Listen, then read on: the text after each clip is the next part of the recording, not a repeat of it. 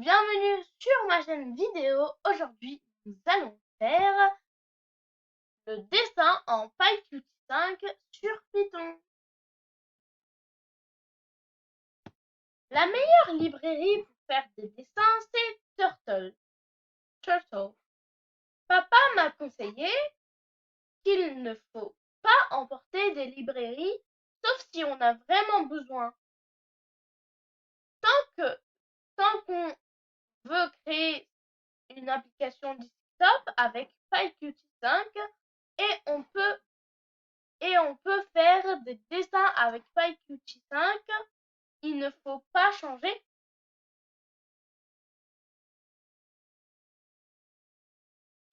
Donc là, j'ai trouvé une librairie qui fait des dessins très compliqués. On change pas en fait. On a déjà PyQt5.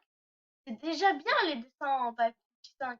Donc on importe Turtle, sauf si on a vraiment besoin de dessins hyper difficiles, compliqués. L'API de peinture de Qt permet de peindre à l'écran dans un fichier ou etc. À l'écran ou dans un fichier. Il y a 3 classes principales, mais nous on va utiliser que QPainter pour effectuer des opérations de dessin. Donc QPainter est un outil de dessin. Il permet de faire des lignes simples, des formes géométriques, ellipses, des ovales, des ronds, rectangles, etc. Des textes, des images. Et utilise 2 objets principaux. QBrush, donc QPainter utilise 2 objets principaux. QBrush pour les fils, c'est-à-dire à l'intérieur de notre surface, on peut dire rectangle, ou par exemple un carré, on peut dire. Donc notre surface, et on peut aussi utiliser des motifs à l'intérieur, comme des carreaux, je sais pas, des ronds. Et QPen pour les strokes, pour les contourages. Donc nous avons déjà appris comment faire une fenêtre avec PyQt5. Donc si on exécute, et ben on a notre fenêtre, on peut l'agrandir. Et surtout cette fois on va apprendre comment faire des dessins à l'intérieur. Donc cette fois, pour dessiner sur notre petite fenêtre, on est obligé, c'est obligatoire d'utiliser cet événement. Paint event.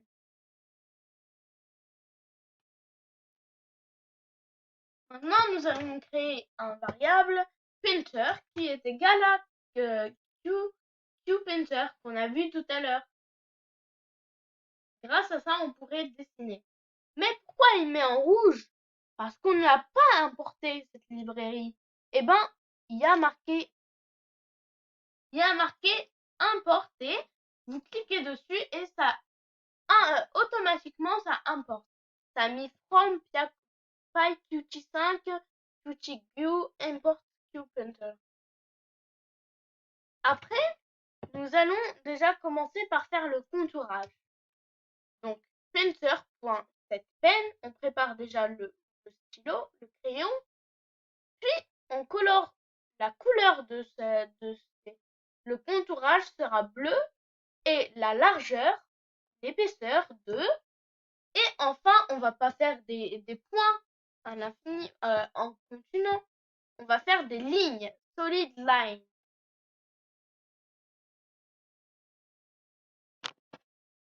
Et là, on va importer encore.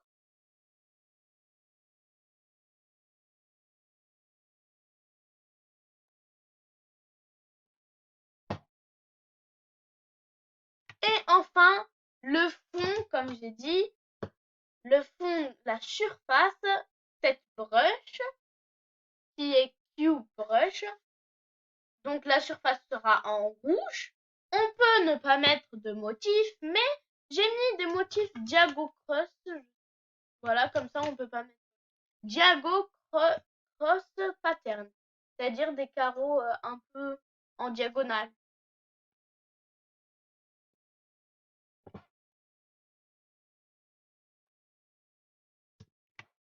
Donc maintenant nous allons mettre notre painter, point, draw point, dessiner un point. Dessiner un point, mais du coup ce point il sera de 100 à 100. Donc il sera grand. Ce sera comme un carré. C'est la position. Et si on met 20 pour la largeur du bleu, et ben là, il sera gros. Mais si on met 2, il sera tout minuscule. On ne le voit même pas, je crois. Bon, il est là. Hein. C'est la position 100. Et si on met 20, là par contre, là il est plus grand.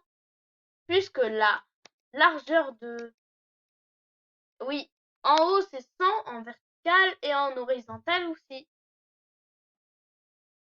Et 20, eh ben, c'est la largeur, donc c'est devenu beaucoup plus gros. Si on met 50,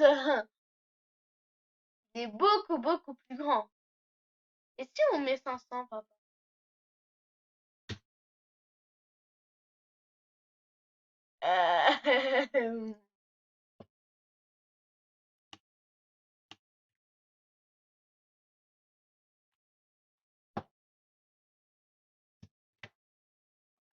Donc cette fois, on va draw line. On va dessiner une ligne, pas un point.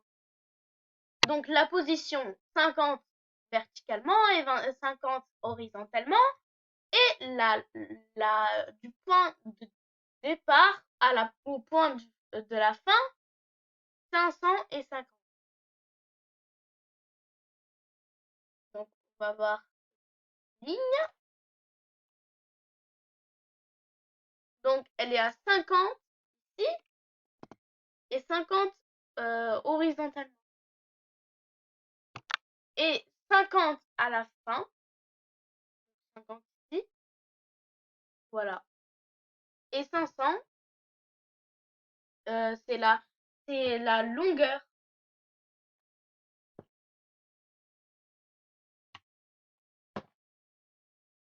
Cette fois, on va mettre draw rectangle. Donc, dessiner un rectangle. Mais pourquoi on a mis hashtag carré? Parce que on a mis 500 et 500. Donc, tous les côtés seront de la même longueur. Ce sera plus un rectangle, ce sera un carré. Waouh, ça nous donne un beau motif, les carrés en diagonale. Donc, la position, là, c'est 50. 50 ici. Et 100 ici. Donc, 500 de la largeur et 500 de la longueur.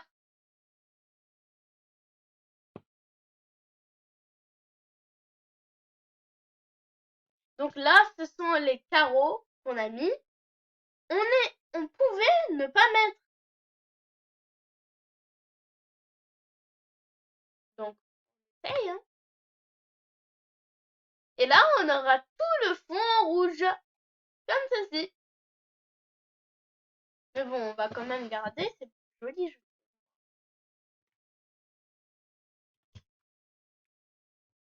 Mais cette fois, on met hashtag grec. Pourquoi? C'est la même chose, mais cette fois, on n'a pas mis les mêmes longueurs. Donc, le côté large et le côté... Donc, ce sera un rectangle. Voilà. Il est long, hein.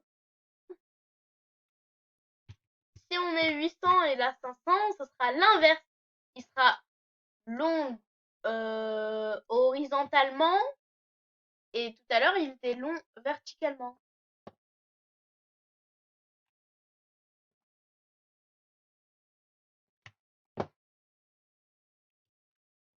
Donc, painter, draw, ellipse. J'avais dit tout à l'heure, ellipse, c'est un ovale, en gros. Voilà, un ovale.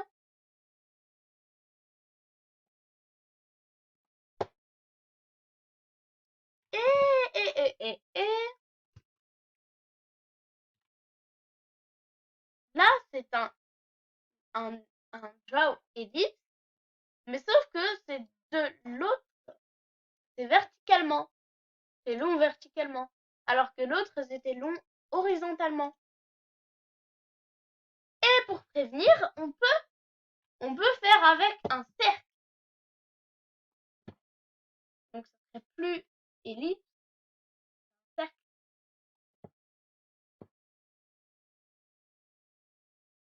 Et du coup, on peut dessiner un cercle tout à fait si on change juste la longueur. Donc, les axes. Donc, 100 et 100, les premiers, c'est la position. Et les deuxièmes, c'est la longueur des axes. Donc, voilà. Ça devient un cercle. Donc, 50-50. Donc, par ici, c'est 50. Et par ici, c'est 50. Donc là, c'est 100. Et là, c'est 100. Et la position, c'est 50 et 50.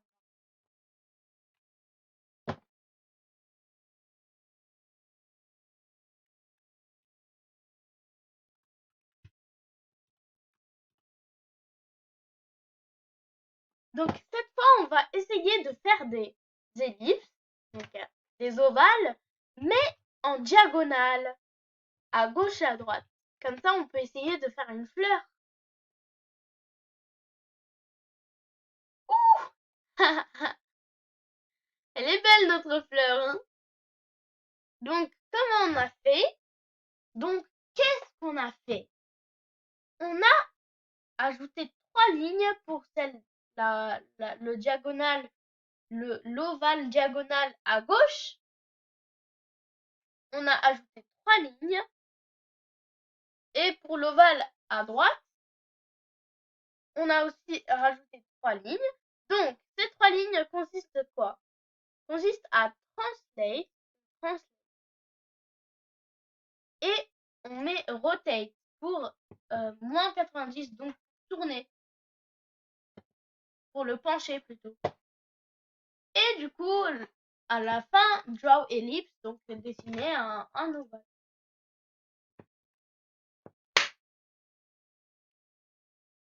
Donc, et aussi pour dessiner un polygone, vous allez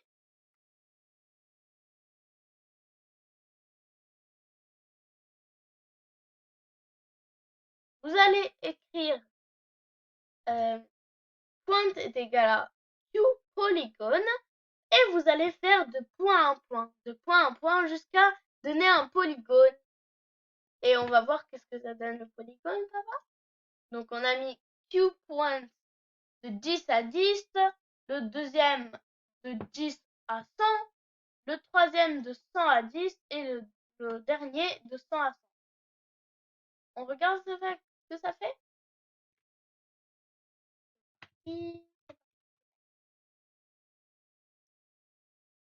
Allez, le résultat. Allez, allez, allez, allez. Voilà le polygone. Et voilà, la vidéo est terminée. J'espère qu'elle vous a plu et n'hésitez pas à vous abonner sur la chaîne vidéo. Ciao, ciao!